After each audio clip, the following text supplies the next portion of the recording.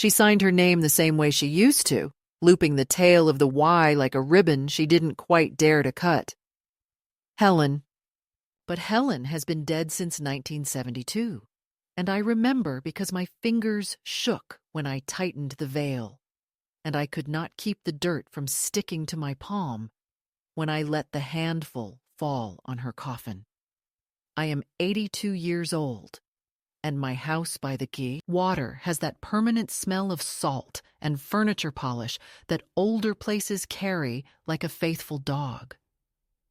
I keep the windows cracked, even in October, to let the sea remind me that time moves, whether anyone at the dining table chooses to speak the E. Truth or not, Robert has been in the ground for 9 years, the good veteran, the church usher with the starched collars, the man who could tie a fishing knot in the dark and fall asleep 10 minutes into any movie unless someone on the screen was giving orders in a clipped accent. And for 9 years I have lived as the neat widow in the pea-green cottage with the white shutters, the one who still trims the roses she threatened to uproot during the drought of '88, who pays her taxes early out of superstition, who brings lemon bars to funerals and leaves before the stories get greasy. Yesterday, I decided I would start packing for the assisted living place on Shoreline Road, the one with the tasteful beige art and the bingo schedule printed on paper, thick as regret. I told myself I would keep only what had weight in the hand and in the heart, and that I would do it without tears, because tears at my age are mostly salt and habit. I started in the closet with the coats. The ones he said made me look like a professor, and the ones that made him walk a step behind me as if a red wool could unman him. And I sorted buttons from lint and said the names of the women who taught me to sew, not because anyone could hear, but because speaking a name is a way to keep your own from slipping. By noon, I had a stack for the thrift shop, and a stack for the church rummage, and a little selfish stack for my own stubbornness, and because I was feeling capable, I pulled down the tin box from the top shelf, the one with the faded crimson cross on, the lid and the dent at the corner from the day it fell when the shelf bracket snapped in '79, and inside lay the neat velvet tray of my husband's service medals, the ones I used to polish before Veterans Day and pin on his lapel while he pretended to grumble and then stood taller in the foyer mirror, the bronze and brass and quiet rage of men who came home and apologized for doing so. The tray shifted when I lifted it, and underneath, pressed into the felt like a leaf that refused to crumble, was a single envelope gone the color of weak tea, addressed in a hand. I knew the way a body knows where the bruise will bloom before it does. That long, confident script with its slanted insistence, and my name on it. Not Mrs. Anything, not dear anyone, just Eleanor. As if the writer were speaking my name into my mouth. My first thought, absurd as a hat on a fish, was that some filing fairy had mislaid a sympathy card from Robert's funeral, and my second was that I should not be looking, that something in the air had taken 2 steps back and squared its shoulders, and my third was that at 82 one earns the right to open what fate places directly beneath one's palm. I broke the flap with the side of my thumbnail, and the paper sighed in that soft way old paper does, and the letter slid out smooth, 1 page, no date at the top, the way nice girls were taught, just a place and a month and a year tucked after the signature at the end, which I did not see first because my eyes went to the first line the way a tongue goes to a cracked tooth, unbidden and helpless. Robert, I cannot live inside this halfway life any longer. If you will not leave her, I will vanish, and you must let me. The hand did not tremble, the sentences did not plead. It was the calm of someone who has already packed a small bag and chosen the dress that doesn't wrinkle. I felt the room lean, not enough to throw me, just enough to remind me that this house has listened to more lies than I have told. And then I looked down, because I knew the shape of the signature before I knew the ink of it, the small flourish under the Y, the way she sometimes drew the crossbar of the H too low when she wrote in a hurry, the name I said out loud, the way one says a password to an empty room. Helen. The letter smelled faintly of the sachet powder we used in our 20s, the one that stained the edges of our vanity mirrors like winter breath. And for a stupid second, I pictured my hands placing this envelope under the metals when I was 30, as if I had always known and had bound myself to forgetting. But I had not seen this. I would have remembered that bruise of a truth. I walked the envelope to the kitchen table because the kitchen is where a woman readies herself to survive, even if survival is only hot water and the correct mug.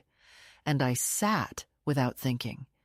And the chair creaked the way it did the night Robert told me the engine needed work, and I said the boat needed a new name, and he said some things aren't yours to rename, and that, too, is a kind of letter you do not open until it opens you. The sea through the window looked like tarnished pewter, and a gull walked the railing like a small, unimpressed inspector, and I thought, all right then, let us not fall down. Let us not become the anecdote the ladies in pastel windbreakers exchange.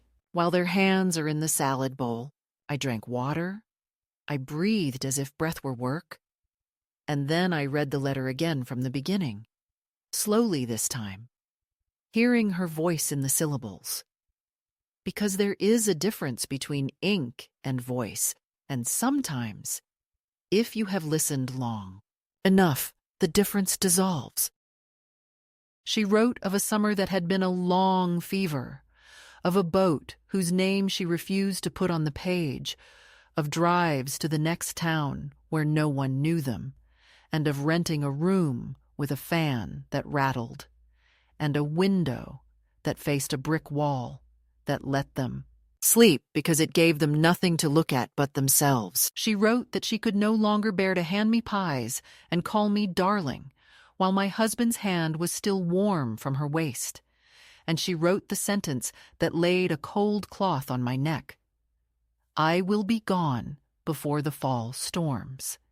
You will tell her, whatever men tell women to keep the bridge from burning, but know that I loved you clean, even if we lived dirty. And then the signature, and then the place and month. Provincetown, August 1971. The year before the funeral with the white lilies and the whispered accident and the police captain who pressed my elbow as if it were his to steady. The summer when the current took her, they said, or she misjudged the sandbar, they said. Or she didn't know how quick fog can teach water to lie, they said. And I nodded and baked and looked for her face in every woman with wet hair for a season, and then did what women do best. I folded the unbearable and put it in the drawer with the good tablecloth and carried on living near the drawer. It is an odd thing to be pulled backward and forward at once. I felt myself back in the church hall with the lukewarm coffee and the way the men could not meet my eyes for a week because death makes cowards of the practical. And I felt myself forward in a hallway with beige art where people will ask me about grandchildren as if they are beans to be counted. And I wanted neither place. I wanted, just then, the damp weight of the letter in my hand, and the rough edge of the metal box, and the permission to name what had been sitting like a cat on my chest for 50 years, purring while I slept, that my marriage had contained a room I could not enter, and that the woman who had helped me sew my wedding hem and taught me to salt eggplant and once pressed her forehead to mine when I lost the baby in '63 had also pressed her mouth to my husband's neck and asked him to choose. I did not weep or fling or even raise my voice at the kettle when it took too long. I wiped the table crumbs into my palm and threw them into the bin and put the kettle on again and stood with my hand on the cool enamel of the sink and let the first fact stand like a chair you do not kick. I did not know my life. The second fact came after it, bearing a smaller chair. What I did not know did not kill me. What I did not know built me, in the way a crooked beam still holds a roof through decades of wind. Outside, a boy on a bicycle shouted to a dog named Rosie, and the dog ignored him with the dignity of the elderly, and for reasons that will only make sense to me until I am dead, I thought of the perfume Helen wore to the harvest dance of '58. The way a person imagines herself generous until she counts the inches she has been robbed of by people who kissed her cheek with the same mouth they used to promise. I went back to the metal box because that is what you do when you fear you have seen everything. You look again, slower, with the eyes you use for threading needles and finding splinters. The velvet gave with a tired sigh, and I turned each metal as if it were a coin I meant to spend. And there on the back of the small engraved plate they gave him at the Legion in '72, some fundraiser, some speech about valor and civic fiber, was a scratch I had never read because I had never believed there was anything to read. HL.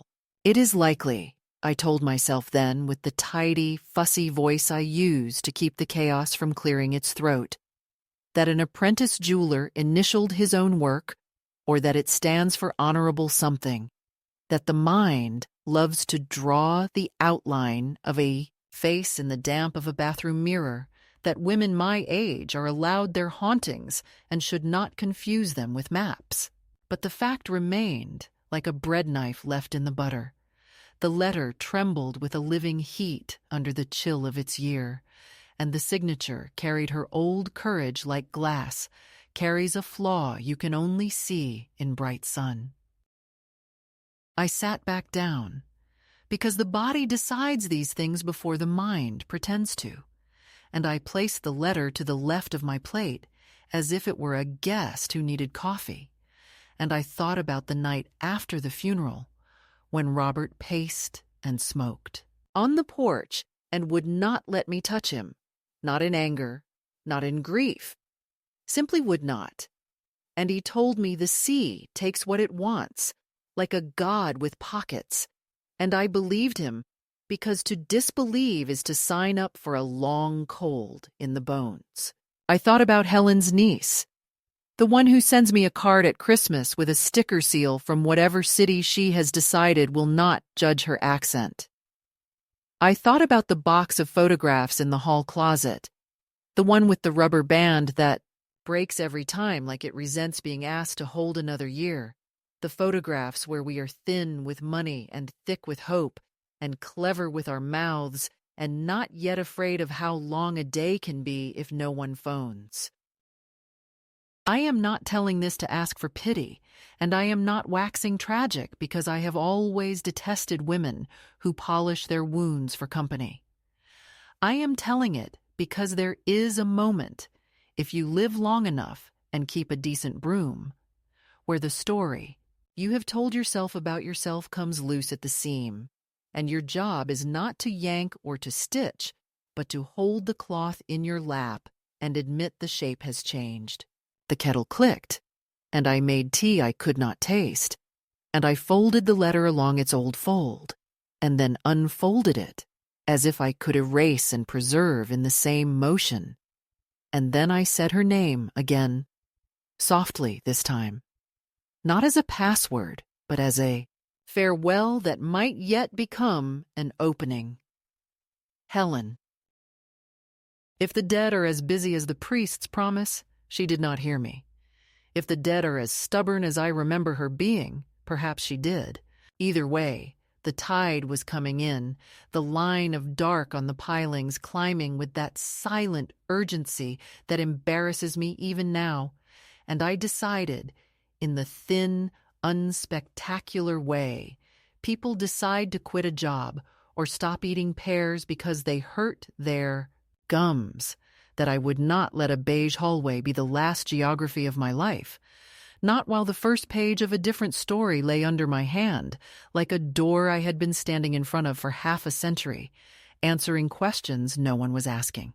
The letter did not sleep that night, and neither did I. It lay on the kitchen table under the small lamp that turns everything the color of old honey, and I kept rising from the chair to look at it again, as if the handwriting might change in the dark, as if the loops of her words would crawl away and deny what they had said. Around 3 a.m, the house began to creak in that particular way wood does when it remembers the years stacked inside it. And I found myself speaking softly to the walls, telling them that I had known worse things, that this was only paper and ink and 2 ghosts who refused to stay polite. But at dawn, when the sea pushed its light through the blinds, I knew it was not only paper, it was an undoing. After breakfast, if you can call 1 cup of coffee and a dry heel of bread breakfast, I went to the bureau where Robert used to keep his papers, the drawer that had been shut since the lawyer came after the funeral, with his measured voice and his forms to sign. I found the folder with the mortgage, the tax bills, the list of fishing permits, everything neat, color-coded, and unbreathing. And there, between 2 folded bank statements, was a smaller envelope, unmarked, thin as a whisper. Inside lay a photograph, its edges feathered, the colors bled from years of heat and dust.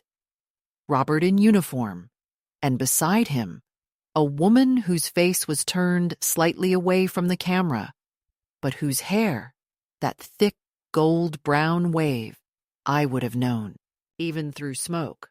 Helen.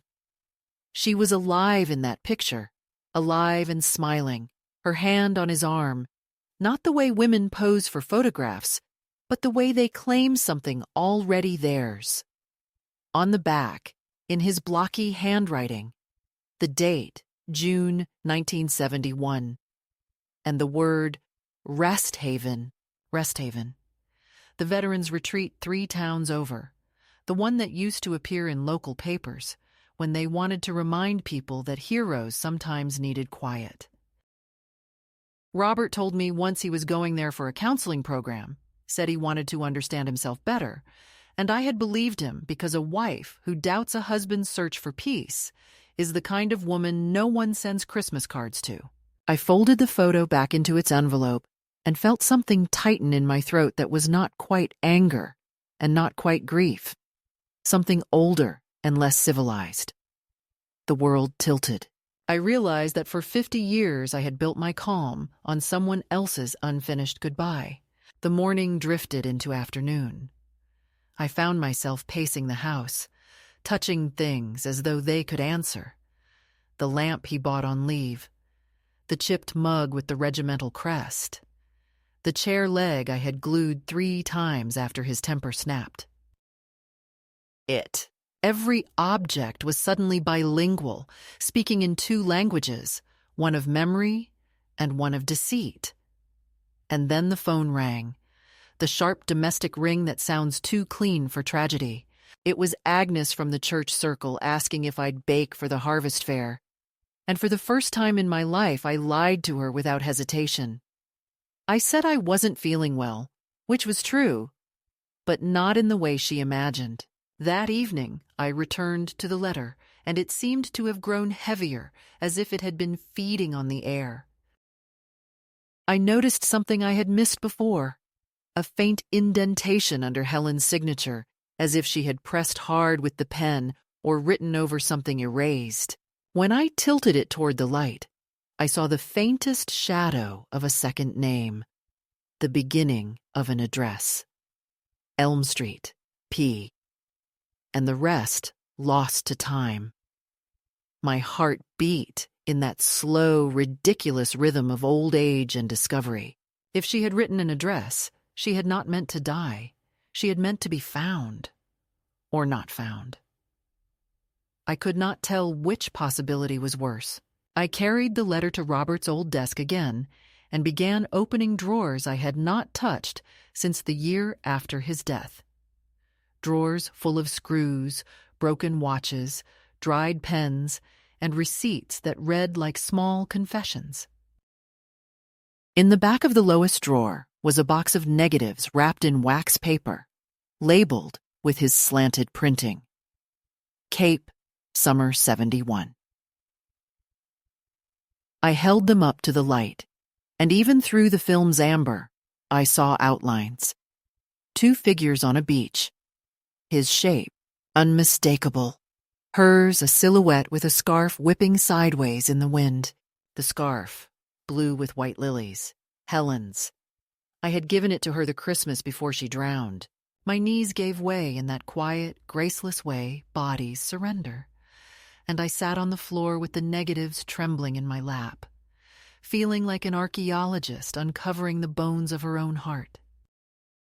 It was then, amid the stale smell of paper and the grit of forgotten years, that I understood the cruel symmetry of it all. He had kept the evidence of their love in the same room where he prayed, where he counted bills, where he planned the holidays that I believed were ours. Every Sunday morning when he polished his shoes and said he was going early to prepare the hymn books, maybe he was driving past Elm Street or wherever that unfinished address led.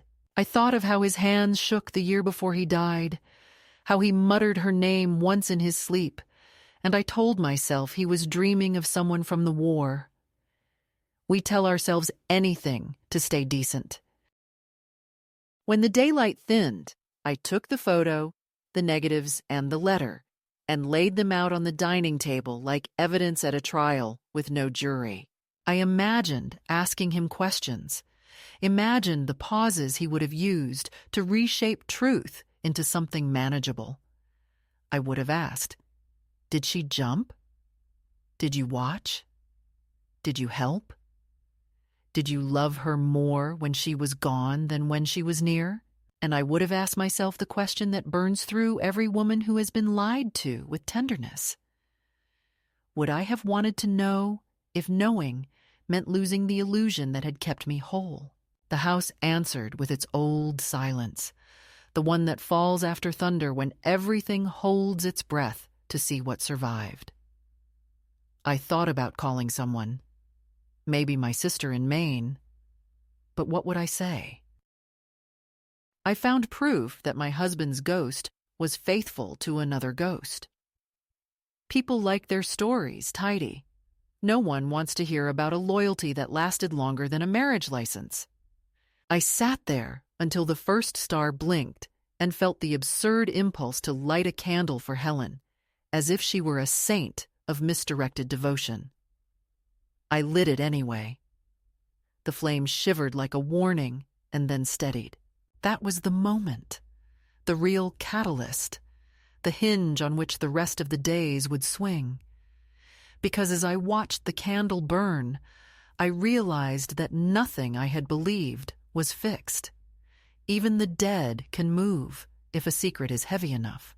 I leaned forward, folded the letter again, and whispered, "Where are you?" It wasn't a curse, and it wasn't forgiveness. It was a summons. The kind the living send into the dark when they finally understand that love and betrayal are sometimes the same hand reaching out, asking to be remembered. The morning after the candle burned down to a small puddle of wax on the plate, I woke with that heavy, disoriented feeling of someone who has moved houses in her sleep. For a few moments, I couldn't remember where the ceiling belonged or why my throat was dry. And then the sound of the sea through the half-open window pulled the truth back like a sheet. The letter. The photograph. the proof that my husband had lived another life inside my own. I rose carefully, the way a diver tests the temperature of new water, and put on the same sweater I had worn the night before. It smelled faintly of dust and salt, and something older, the scent that clings to grief after it has ripened into curiosity. I told myself that I would not become one of those widows who build a shrine of what-ifs, that I would face the truth in the daylight as if it were an ordinary errand. I made tea, real tea, not the herbal nonsense they recommend for serenity, and set the letter beside the cup. Reading it again, the ink seemed darker, the words more deliberate, as though they had spent the night rehearsing how to wound me efficiently. At first, I tried to reason with memory. I told myself that perhaps the affair had ended quickly, that the drowning had been her punishment or his. But memory is an old liar. It bends to the direction of fear. As the hours passed, fragments surfaced with the arrogance of long-ignored guests. The day he came home from that retreat with a bruise on his wrist and said it was from a drill exercise. The evening Helen canceled dinner with us because of a migraine and called him later from the payphone by the marina. I had answered that call, and she hung up before saying a word. I remembered the sound of that silence, how it hissed through the receiver, and I remembered thinking it was the sea. Now I know it was something else entirely. The breath of two people caught between wanting and pretending. I should have stopped there, folded the letter back into its envelope, and accepted that ghosts prefer quiet. But I did not. I began to search. I found myself walking to the hall closet and pulling down the box of old address books, the ones swollen with decades of ink. The smell of them hit me like a forgotten season, hand lotion, tobacco, and the faint metallic tang of ink that never truly dries. Helen's number was still there in the 1971 section, written in my own handwriting, a small, round script that looked younger than I remembered being. Next to it, another number written in pencil, faint, almost erased. A different exchange code, not from our town. I traced it with my finger and felt something close to tremor. Not fear exactly, but the pulse that comes before discovery. The code belonged to Provincetown, the same place written at the end of her letter. I did not have to look it up. I remembered the summer houses there, the artists, the fishermen, the scent of turpentine and low tide, the place where the horizon seems to melt into the idea of forgiveness. By noon, I had convinced myself that I was only organizing old papers, that this was simply housekeeping of the spirit. I called a taxi, my first in years, and told the driver to take me to the library downtown. The young man looked at me through the mirror, perhaps thinking I would ask for the market instead. But I said library again, firm, and he nodded without a word. The library smelled of wood polish and faint mildew, that perfect combination of dust and time that tells you are about to trespass on the past. I asked the clerk if they kept newspaper archives from the early 70s, and she led me to the microfilm room, a small, humming cave of light. I scrolled through weeks of headlines, fishing quotas, mayoral scandals, a carnival parade, and then, finally, the small column with her name. Local woman presumed drowned. Search called off. No body recovered, the article said, but personal effects found near the dunes. A shoe, a scarf, and an unsigned note with a single line. I can't keep living like this. It was the kind of detail newspapers love, tragic and digestible. I sat there staring at the grainy text until the letters blurred into waves. No mention of Robert, of course, though everyone knew he had been her closest friend. The photograph that accompanied the piece showed the shoreline, the same curve of coast that lay outside my own window, and in the corner of the image, half hidden by the glare of the sun, was the outline of a small boat. It might have been anyone's, but I knew that shape. I had varnished its railings, packed its provisions, washed the salt from its bow. The Helena. It looked almost deliberate, like a signature hiding in plain sight. When I left the library, the air outside was heavy with the smell of rain on asphalt. I walked to the waterfront, letting the first drops collect in my hair. The harbor had changed since the 70s. New lampposts, a row of shops selling artisanal lies, but the water was the same, flat and secretive.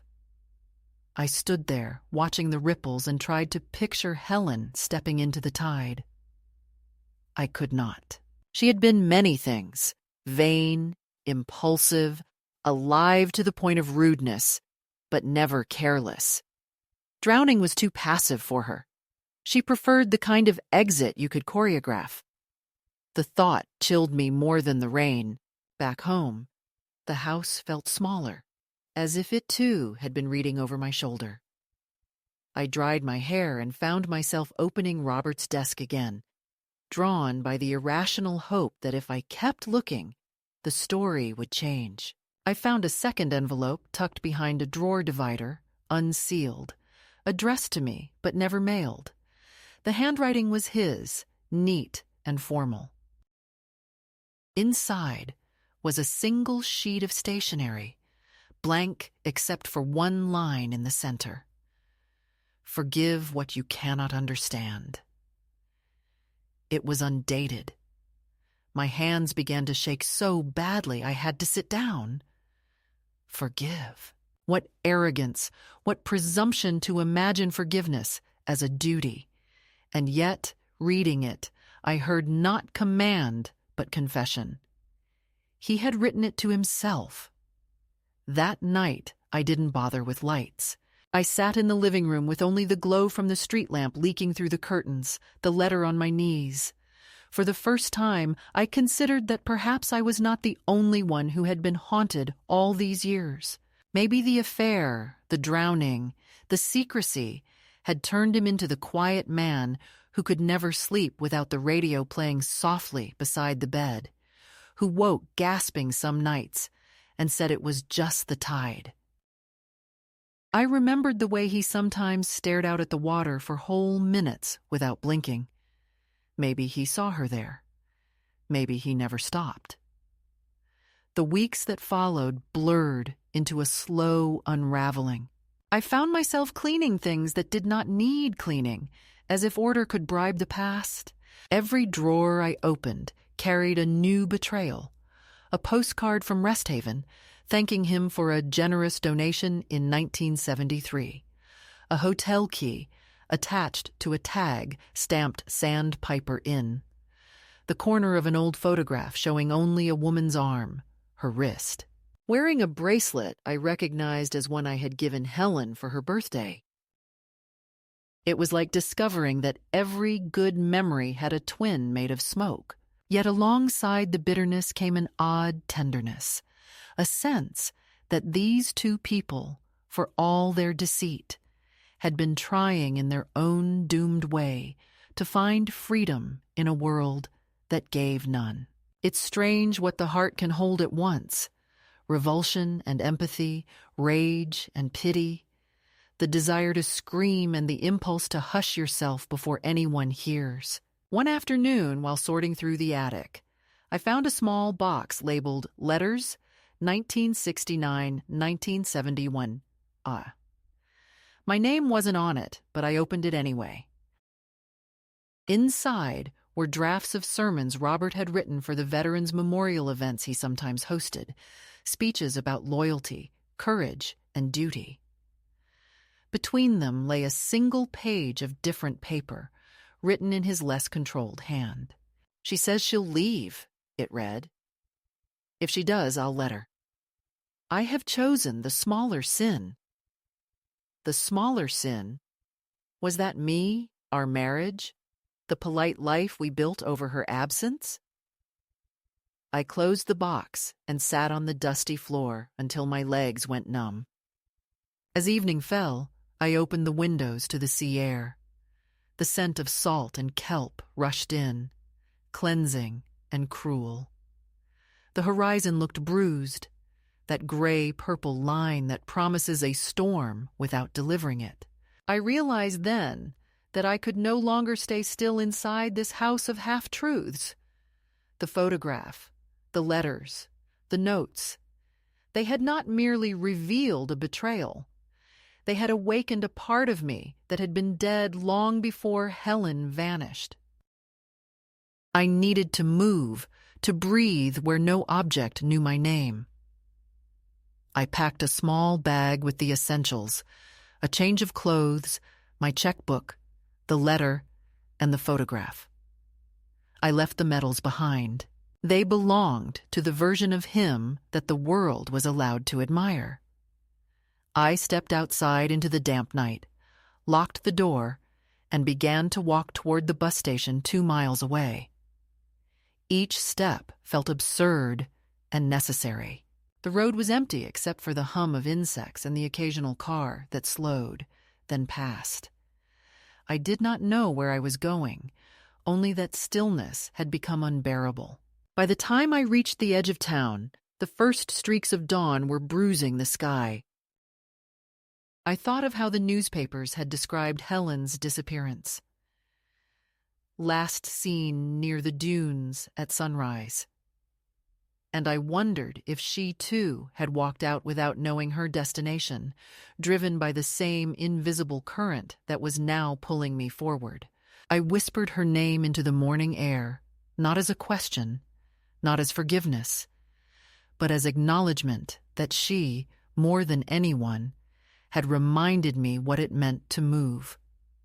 And then I kept walking, because to stop would have been to drown. I reached the station before the town had quite decided on morning, bought a ticket with a hand that did not shake as much as it should have, and let the bus carry me along the edge of the sea like a bead moving on a wire, the windows clouding and clearing with every breath I took. And somewhere between our little harbor and the long spit of Provincetown, I understood that I was not running from humiliation, but toward a truth that would not forgive me if I pretended not to see it. The road. Shouldered dunes and scrub pines and the solemn backs of houses that had learned to lean with weather. And I pressed the letter flat on my lap, the way you might calm a child who fights sleep, whispering nothing to it, because some objects do not need our words, only our presence. And by the time the driver called our stop in that practiced sing-song of men who carry strangers for a living, my resolve had ripened into something steady. Not a rage anymore, but a method. I stepped down into air bright with gull noise and iodine, found the public library by instinct, the way fish find the mouth of a river, and announced myself to the woman at the desk as a widow doing family research, which was true in the ruined way. Truth expands to hold what we would rather exclude. She pointed me toward the local history room and the older man who kept it like a chapel, a careful guardian with a cardigan soft as lint and an expression practiced against outbursts. And when I said the year and the name, he pursed his lips, not out of disapproval, but the way men do when memory puts something sour on the back of the tongue, then led me to a cabinet of city directories and a map whose varnish had crackled into a fine geography of age. Elm Street lay 2 blocks from the harbor, a short vein feeding a neighborhood of boarding houses and fishermen's cottages that had not all survived the appetite of galleries and wine bars. He traced it with a blunt finger, murmured that, in 71, the corner house belonged to a Mrs. Keating, who rented rooms to nurses in the summer and sailors in the off-season, And when he said the name, I felt the smallest current tug at my ankle, ridiculous and undeniable. The sensation I used to have as a girl when the first wave reached for me, and I had not yet learned the trick of staying upright. I copied the address into a small navy notebook I had bought from a spinner rack near the postcards. A notebook that looked respectable enough to be seen with, but plain enough to confess into. And on the first page, I wrote the rules of my new work, like a penitent setting vows. Do not dramatize. Do not excuse. Do not forget to eat. Do not speak his name in anger when a whisper will do. From the library, I walked to the town clerk's office, where the floor smelled faintly of mopped lemon, and the files carried the tired dignity of things consulted only when trouble or death requires it. A young woman with hair rolled into a careless, not agreed to let me see boarding house licenses from the late 60s and early 70s, and we paged through forms stamped and re-stamped until Mrs. Keating became more than a rumor, her name typed neatly beside 14 Elm Street, with the note that she kept 6 rooms and 1 shared bath, and did not fail inspections, and tucked behind her license for 1971 was a slip of paper written in pencil, a complaint about late-night callers and visible men in uniform at all hours, which the officer had initialed with a bored flourish. The clerk let me copy the page for a fee that felt like a toll, paid to a bridge that did not promise safe passage. Outside, I followed the map by the smell of fried dough and the salt, sharp breeze, and Elm Street appeared exactly where it should have. A narrow lane with shingles and laundry lines, and 2 houses painted too bravely for the climate. And at the far end a gray place with sagging steps and a porch bracket repaired with a tin plate. And if you expect me to say I felt Helen's presence pool under the eaves, you do not know the particular dryness of the mind when it has braced itself for a fact. I felt nothing theatrical, only the added weight of what could be true. The current tenants had strung plastic flags between the posts and planted marigolds in cracked blue bowls, and on the mailbox a name unfamiliar to me had been written over a ghost of the old one. But when I let my fingers rest on the rail, the splintered wood smelled of damp rope and cigarettes, and I saw her there in the doorway, in a dress that could pass for a good mood. Her head tilted, not coyly, but like a woman measuring her horizon. I did not knock, because the living own their doors, but I stood long enough to learn the pitch of the gulls and the scrape of a mop on floorboards somewhere inside. And then I turned back toward the harbor, because the next thing I needed was not prayer, but record. At the harbor master's office, the day's whiteboard listed mooring assignments and a warning about fog rolling in at dusk, and the man behind the counter wore the offended expression of someone interrupted while arranging the inside of his mind. When I asked for logbooks from the summer of 1971, he sighed that they weren't digitized and, would I mind waiting?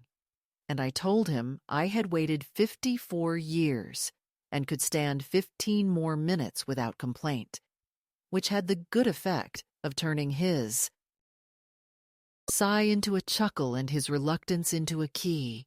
The ledger he brought out was the color of weak tea and smelled of tar and mildew.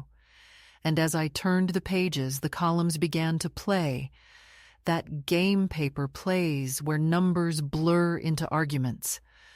Until I found the weak Helen vanished, and there, neat and harmless as laundry, the listing for Helena, mooring assigned at slip C3, arrival noted 2 days before the presumed drowning, and departure left blank. A vacancy where an ending should be.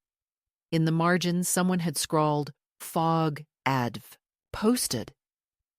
And for a long moment, I let my gaze rest on the empty departure line, and thought of Robert's habit of leaving drawers slightly open, as if to remind me and himself that completion was a luxury he could not always afford.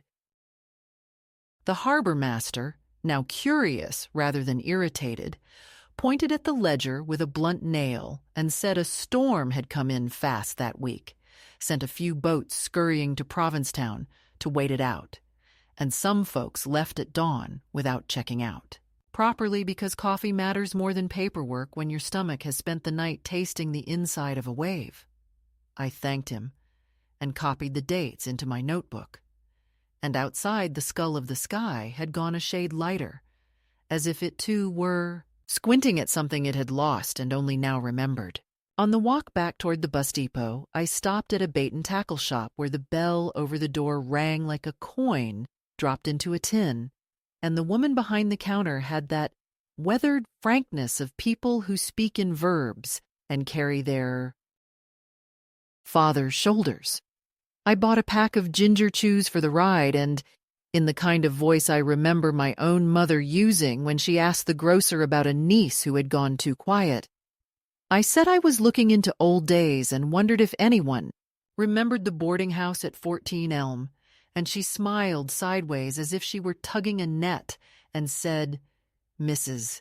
Keating had been a decent sort with a mouth like a sailor and a Bible the size of a Buick, and that one summer the place swarmed with uniforms and whispers, and a girl from away who wore a blue scarf with lilies and liked to stand on the back step.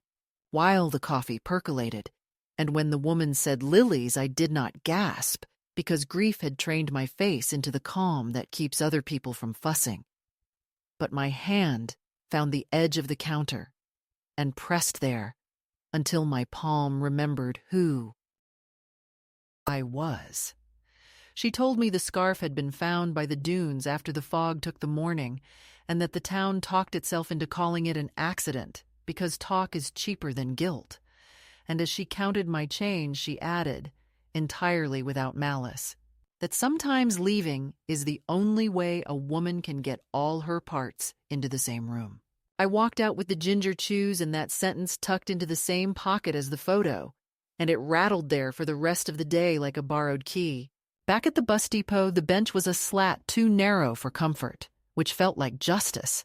And while I waited, I opened my notebook to the second page and wrote down the pieces the way a sober person writes measurements for bread.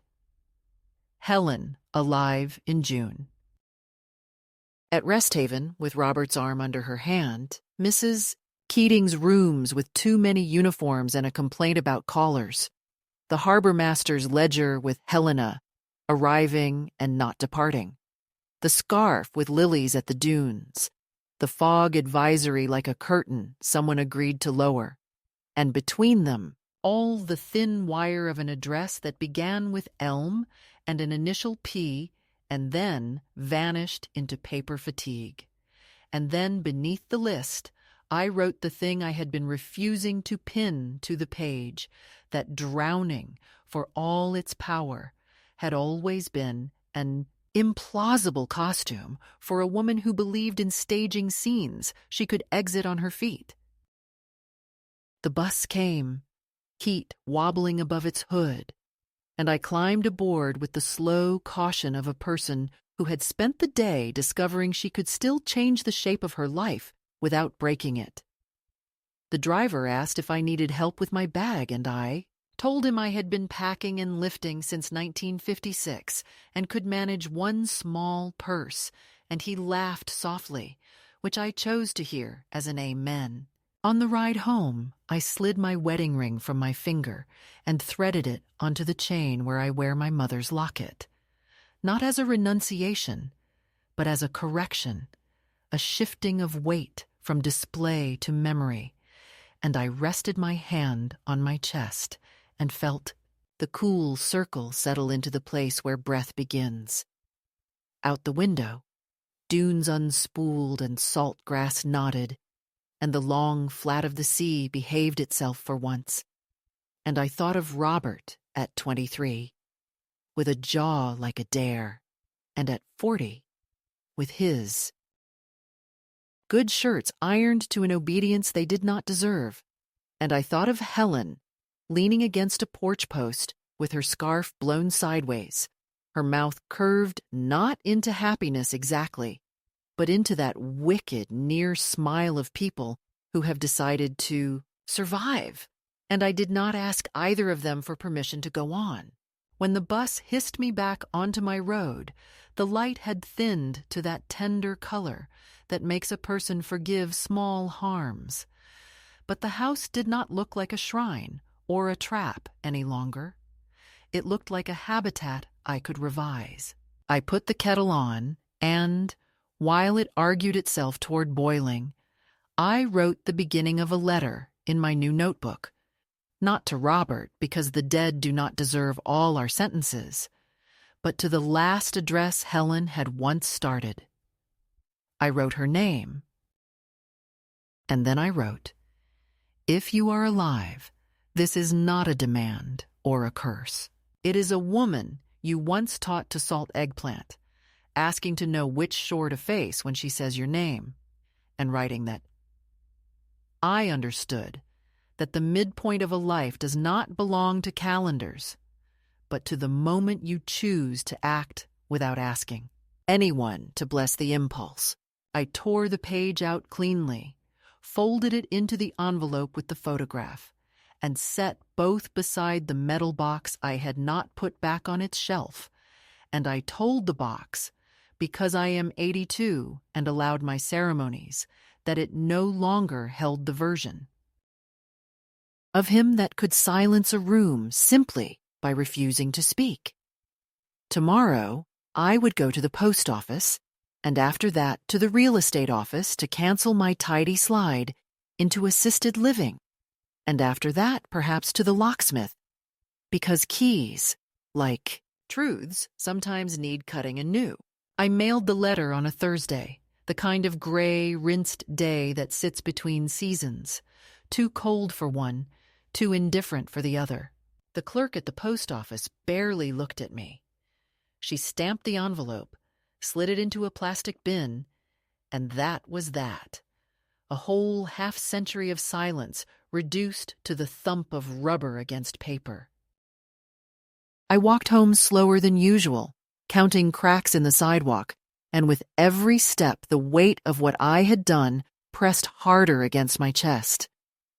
I had invited a ghost to speak, whether she would answer or not.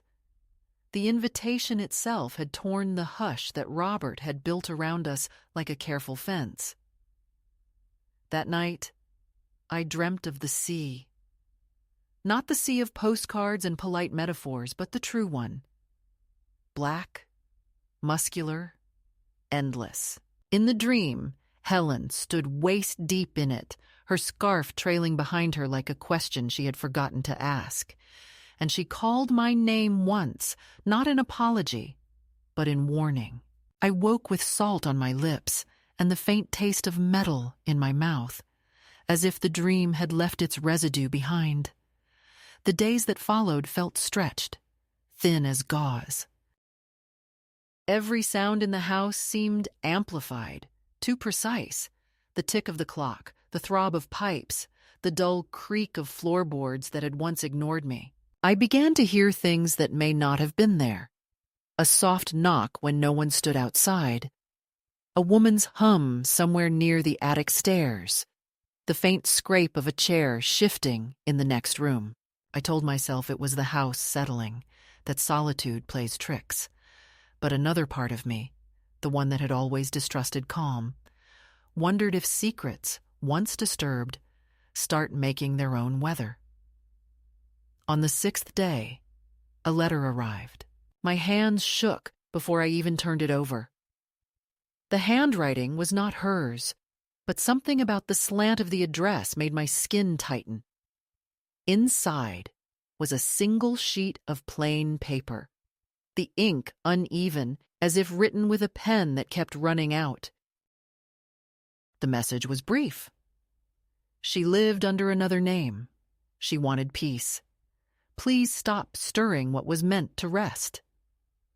There was no signature, no return address, just that warning or plea, depending on how one read it.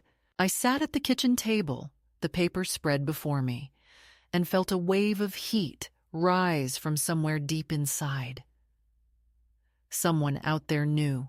Someone had read my letter, maybe even delivered it to her, if she still breathed air and memory somewhere beyond my reach. The idea that she had survived, changed her name, built a life elsewhere. It should have brought relief, a strange sisterly pride even. But instead, I felt anger, raw and absurd, blooming in my throat. I had grieved a lie, grown old inside a story she had edited to her convenience, and now some faceless messenger was asking me to stop asking. I laughed, not loudly, but long enough that the sound startled me. It was the laughter of a woman who had found the floor beneath the illusion. I went back to my notebook and began to write. Not letters this time, but a list. Each item a shard of recognition. The bruise on Robert's wrist, the sudden disappearances, the way he never let me wash that particular shirt after fishing trips. I wrote until my hand cramped, then kept going. By nightfall, the page looked like an autopsy. I was peeling back the layers of my own life, tracing the size and shape of every hidden lie. And as I did, something like a current woke inside me. A quiet, defiant rhythm that had slept for years. Maybe truth, like sorrow, is just another kind of hunger. You can starve it for years, but once it catches scent of air, it grows teeth. The next morning, I took the bus to the neighboring town, where the library kept regional records and old phone directories. It felt reckless, almost indecent, to dig into the life of a woman who might prefer to remain buried under another name, but curiosity had long since become necessity. The librarian, a young man with hair too shiny to trust, pointed me toward the microfiche machine, and there I sat for hours, scrolling through old issues of the local papers. I found what I didn't know I was looking for in a community announcement from 1974. Mrs. Elaine Morris to host art benefit for Children's Home. Proceeds donated anonymously. The photograph was blurred, the face half in shadow, but the tilt of the head, the exact angle of defiance and poise, was unmistakable. Helen had become Elaine, alive, married, perhaps, reinvented. My fingers tightened on the reel handle. I whispered her name under my breath, half prayer, half curse. Back home, I placed the printout beside Robert's medals. The contradiction of it, the neat medals for honor, the messy truth of love, made me laugh again, though this time softly, like someone breaking ice with a fingertip. I realized then that my anger had begun to evolve. It was no longer directed solely at him or her, but at the whole scaffolding of silence that had held us all hostage. For years, I had believed my quietness was virtue. Now I saw it for what it was: complicity. I had been a polite witness to my own erasure. That night, I didn't sleep.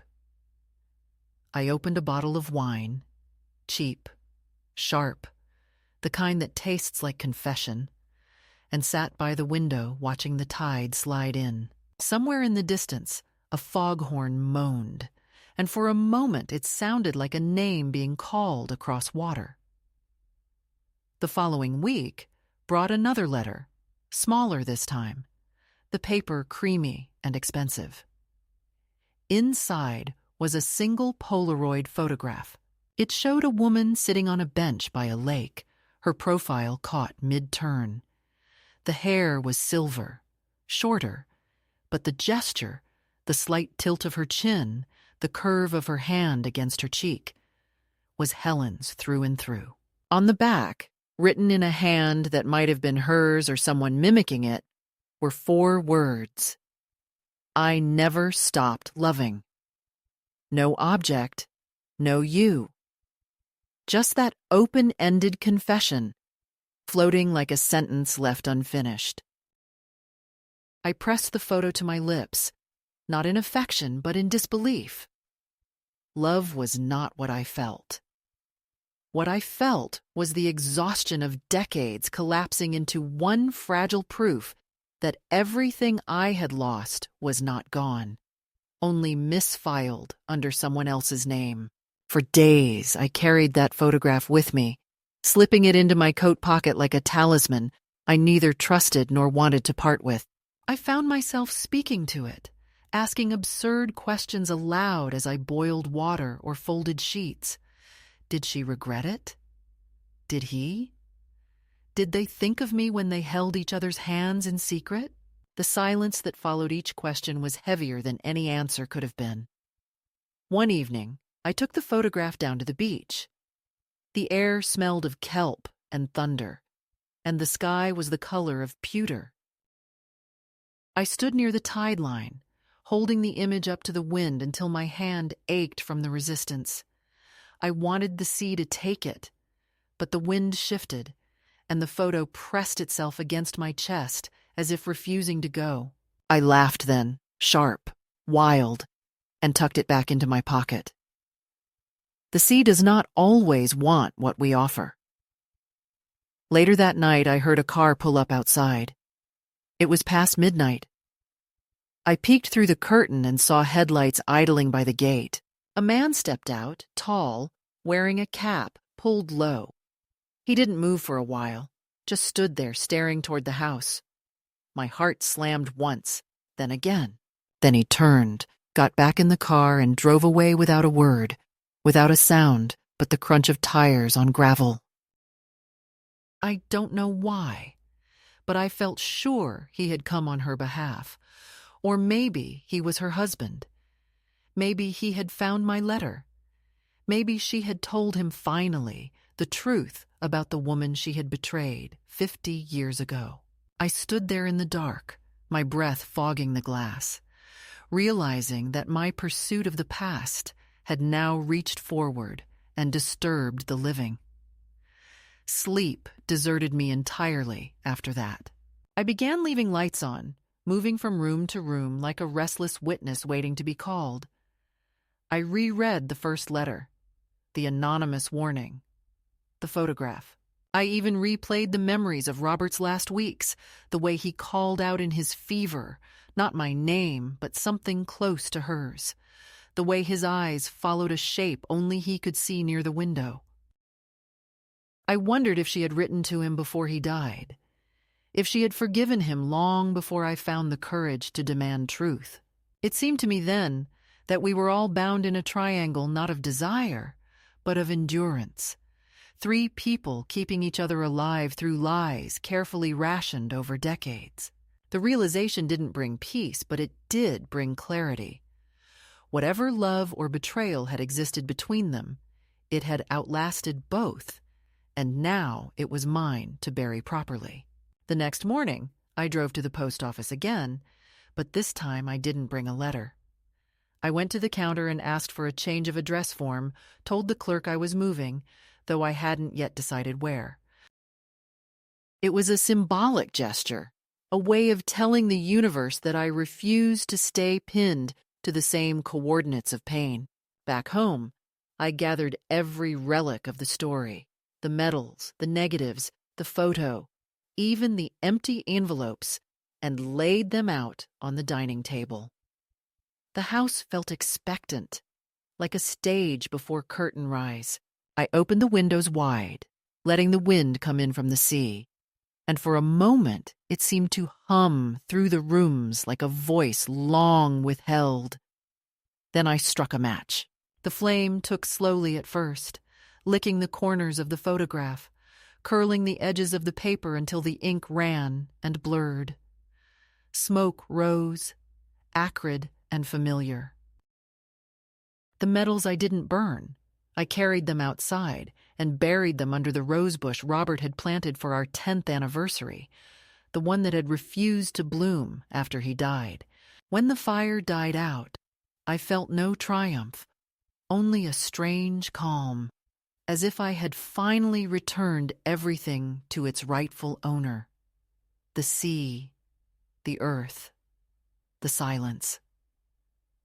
But the next day, when I went to water the roses, I found something impossible.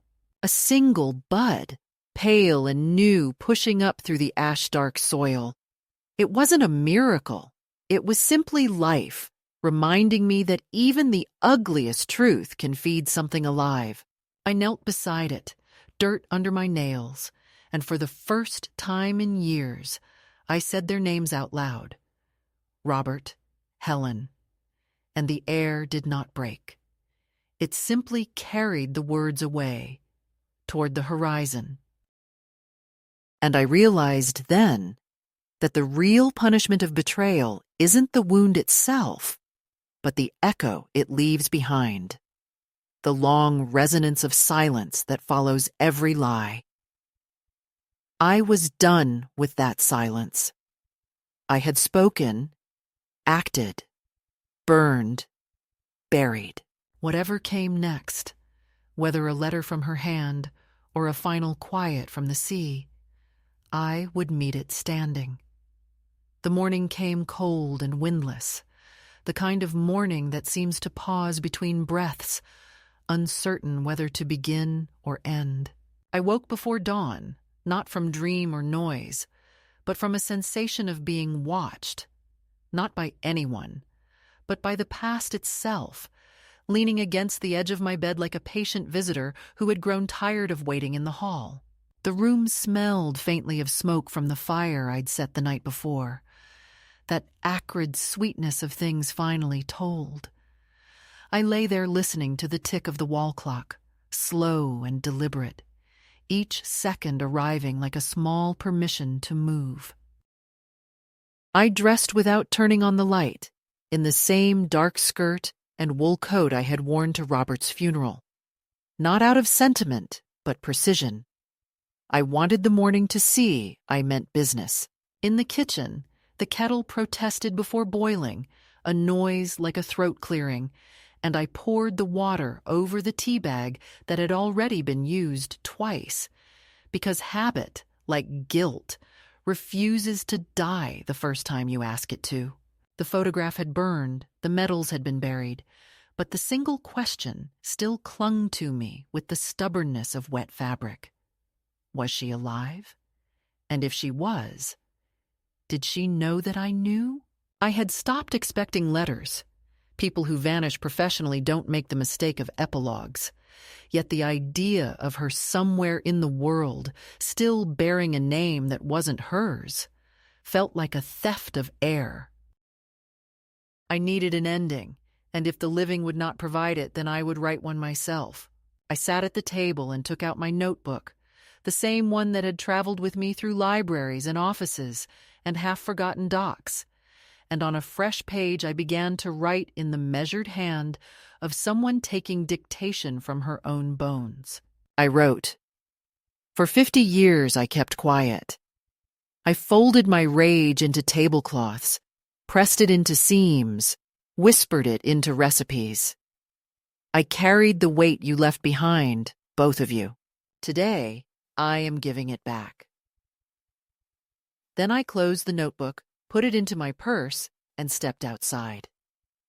The air was salt-stung and metallic, the kind of air that makes every breath feel earned.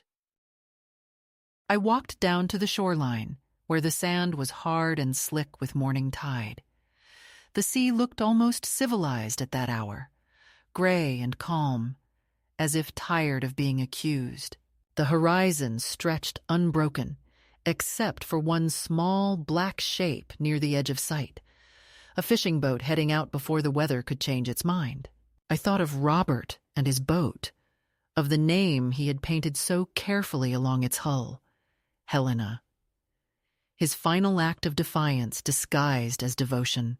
I thought of Helen's handwriting, the flourish beneath the Y, the assurance that she would vanish, and how both of them had done exactly what they promised, leaving me to live among the ruins of their precision. I walked along the water's edge until my shoes filled with cold sand and my skirt hem grew heavy. And there, at the place where the tide reached furthest, I stopped. The sea, indifferent as ever, lapped at my feet. I knelt. Its pages had swollen slightly from the dampness of the air, and the ink shimmered faintly under the pale light. I tore out the last page, the one I had written that morning, and folded it twice. I held it above the water and waited for the wind to decide what to do. For a moment it hesitated, then took the page cleanly from my fingers, carrying it out toward the waves. It floated, caught a glint of light, and disappeared beneath the next roll of tide. I watched the surface smooth over it, unremarkable, complete. I expected to feel release, but what came instead was a slow recognition that I had not been looking for closure. I had been looking for equality. For all these years I had been the silent third act to their unfinished story, and now, at last, I had written my own ending into the same sea that had once erased hers. As I turned to leave, something bright caught my eye near the rocks. A fragment of glass, smooth from years of tumbling, glinting faintly. I picked it up and turned it over in my palm. It was the color of old bottles, green and translucent. But what startled me was what was pressed beneath it in the sand. A small brass tag, no bigger than a coin, with the number 3 stamped into its surface. I recognized it immediately. Slip C3, the same number from the harbormaster's ledger, the last recorded location of Robert's boat, before it had vanished into fog and rumor. For a moment I simply stared, unsure whether to laugh or weep. The sea on the water. They couldn't have known that I was in the middle of a negotiation with ghosts. When I reached the cottage, the sky had darkened with a coming storm. I stood in the doorway for a long time before stepping inside, the sound of the sea still thudding faintly in my ears. The house smelled of salt and smoke, like memory after confession. I took off my coat, hung it on the peg, and for the first time in years left the door slightly ajar. I wanted the sea to follow me in, to watch what I did next. I went to the desk, opened the drawer that had once held Robert's hidden letters, and took out the metal box. Its lid still bore the faint dent from decades ago, the small imperfection that had gone unnoticed until it became emblematic of everything else we had ignored. I opened it slowly. Inside lay the empty velvet tray, soft and dark, smelling faintly of brass and time. I touched the lining, the way one might touch the cheek of someone long dead, and then I spoke aloud, though my voice came out steady. You kept your secrets better than you kept mine. It wasn't an accusation, it was a fact. I placed the brass tag from the beach inside the box, closed the lid, and wrapped it in a scarf. Her scarf, the one with lilies I had found years ago in an old trunk and never thrown away. I tied it tightly, a sailor's knot, clumsy but firm. By late afternoon, the storm had fully arrived. Rain hit the windows in slanted sheets, and thunder rolled distantly over the sea. I carried the box to the fireplace, lit a single candle, and sat before the flames. I thought about the photograph that had come in the mail, about the possibility that she was out there somewhere, still signing her new name with that same curl under the Y. Maybe she had read my letter and understood what I had done. Maybe she was looking out another window, watching another storm. The thought no longer filled me with bitterness, but with an odd, almost tender symmetry. We had each built our own afterlives, hers under an alias, mine inside a silence that had finally spoken. The fire crackled, small and domestic, nothing like the wildness outside. I set the wrapped box beside it, not to burn it, but to warm it, as if offering a final kindness to something that had served its purpose. Then I took my teacup, raised it slightly toward the window, and said, "To the truth, however late it arrives." The candle guttered at the sound of my voice, then steadied again. I drank slowly, letting the heat spread through me. For the first time in years, I felt no need to explain myself to anyone, neither to the living nor to the dead. I had done what needed to be done. When the storm finally broke, I stepped outside. The air was sharp and electric, filled with the clean scent that follows rain. The sea was still churning, but in its rhythm there was something new, an evenness, as if it had finally swallowed the story whole. I walked to the edge of the path where the earth drops into sand, and for a moment I thought I saw a figure near the waterline. It might have been a trick of light or a shadow, or the mind's last indulgence. She stood facing the horizon, her scarf whipping behind her, and though I couldn't see her face, I knew the posture, the defiant tilt of a woman who refuses to vanish. I didn't call out. I simply stood there until the shape dissolved into mist. Back inside, I closed the door, not in fear, but completion. The house felt different, lighter, almost audible in its relief. I sat down and took a deep breath. The silence that followed was no longer emptiness, but space. For the first time, it belonged to me. By morning, the storm had passed, leaving the air rinsed and almost sweet, and the light that came through the curtains had that washed, forgiving color that appears only after something has been broken and remade. The sea lay flat as glass, a little deceptive in its peace, and the gulls circled lower than usual, as if even they were curious about what the night had taken. I woke without the usual heaviness in my chest, no phantom hand pressing down, no echo of unfinished words waiting at the threshold of consciousness. The house was quiet, but not the kind of quiet that accuses. This was a clean, breathing stillness, the kind that comes when a place has been properly emptied of lies. I made tea and drank it slowly, letting the cup warm my fingers, and I realized with something close to wonder that my hands were not trembling. It is a small thing, the absence of shaking, but it is how peace begins, not as revelation, but as steadiness returning to the body that has forgotten what to do with calm. The photograph, the letters, the medals, everything that had once conspired to keep me bound to their unfinished story was gone now, transformed into ash, buried metal, or memory that no longer carried an agenda. I walked through the rooms as if seeing them for the first time.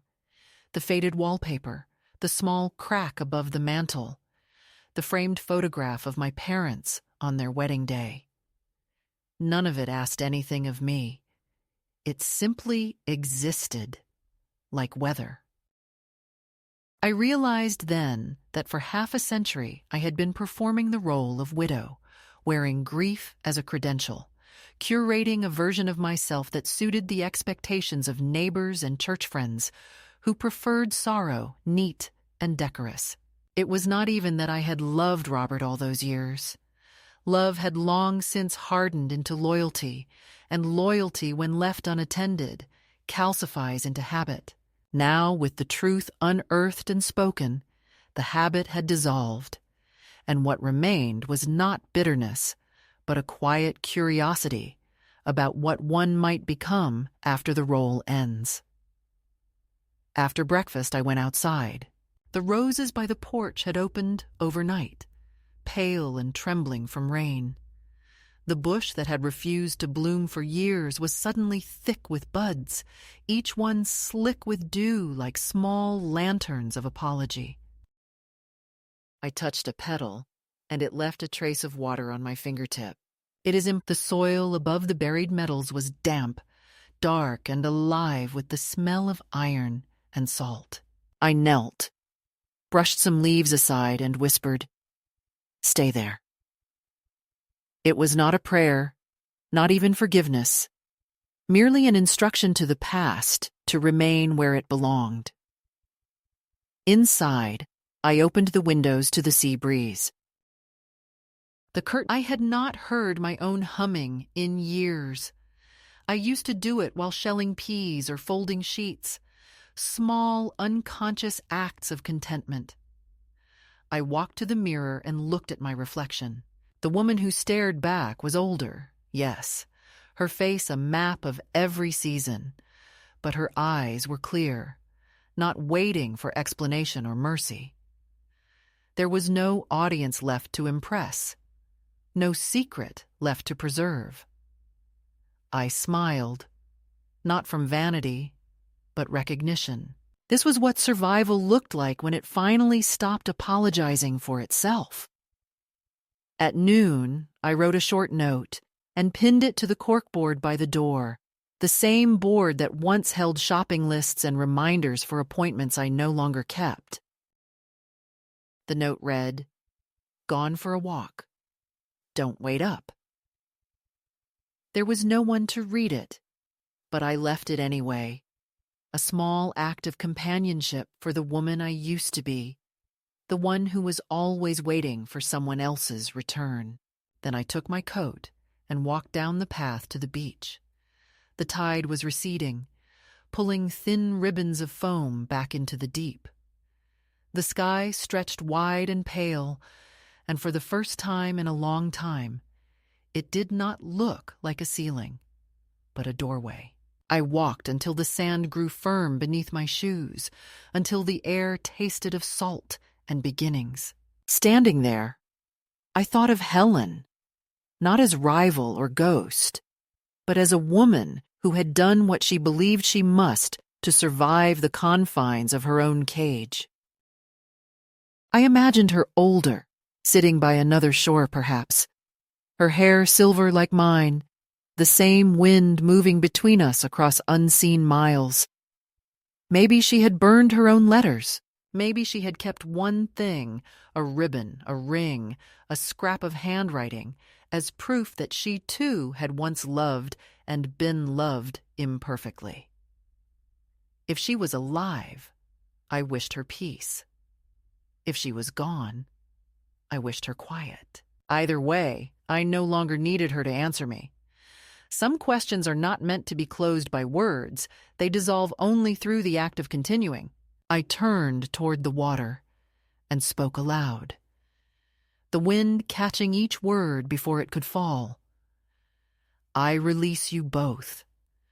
Go wherever silence keeps its promises. The sound scattered across the surf, and the sea, unoffended, carried it away. I stood there until my feet went numb and the horizon blurred with mist. Then I laughed, softly, without irony, the laugh of someone who had finally stepped out of a story that had outlived its own plot. When I came back, the light had shifted, pouring into the house at an angle that made everything shimmer faintly, as if the air itself had remembered how to breathe. I made tea again, but this time I set 2 cups on the table, one for myself and one for whoever might care to join, visible or not. The gesture was unnecessary and therefore perfect. I drank slowly, savoring the taste of quiet, the faint hum of the world continuing without expectation. I don't know what will come next.